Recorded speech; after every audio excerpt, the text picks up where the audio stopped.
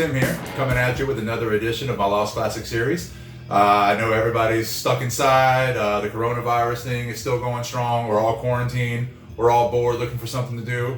So hopefully I can entertain you for a few minutes and give you some decent information. So my Lost Classic for this week, I want to focus on the band Kiss. At this point, Kiss was no longer the juggernaut that they were in the 70s. And, they kind of had themselves to blame because they put out 3 records that just completely alienated their fan base. So in 1982, and by this time, of course, Peter Criss had left the band. Eric Carr was now the drummer. In 1982, they finally decided to go back to making straight-ahead rock music. And they actually made one of their their heaviest albums of their career. And that is the album I want to focus on today, and that would be 1982's Creatures of the Night. So on this album, they actually, like I said, they went back to making hard rock. This one actually borderlines heavy metal. This is a very heavy record. It's a very good record. You've got classics on here, Creatures of the Night, the title song. Obviously, I Love It Loud is a huge hit. I Still Love You, great love song. Listen to the version on MTV Unplugged. It's pretty amazing as well. War Machine, just an amazing song. And my personal favorite is a song called Danger. It's a very upbeat, fast song, and Eric Carr tears it up on the drums throughout this whole record, but on Danger, he really, really, really tears it up. I mean, this is a fantastic record. It was produced by a guy named Michael James Jackson. And again, but the album itself, when it first came out, did not sell well because of the albums they had been putting out for the previous 3 years. So by then, taste had changed. The LA scene was really starting to take off with Motley and all those bands.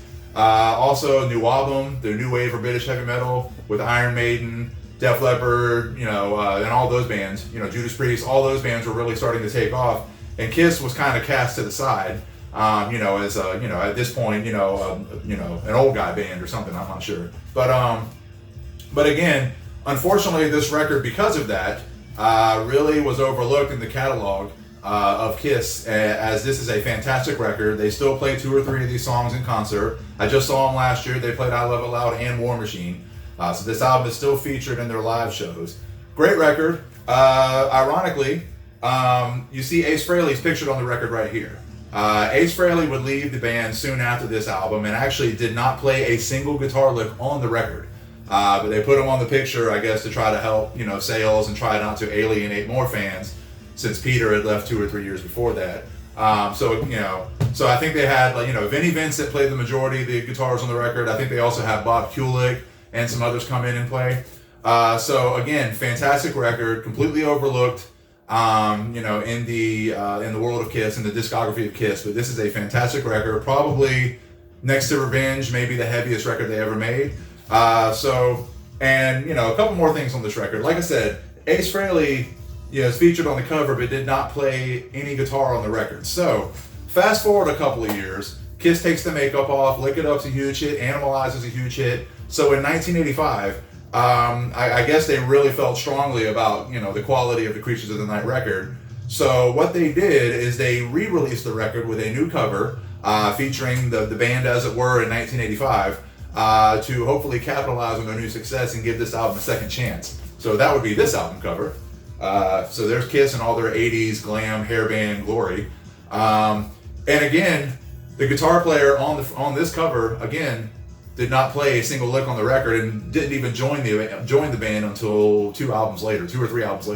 That would be Bruce Kulick right here, featured in the corner. So again, you've got 2 covers of, one album, 2 different covers, both featuring guitar players that did not play on the record at all. In fact, Vinnie Vincent, like I said, played the majority of the guitar on the record, but the only Kiss cover that he's on is Lick It Up.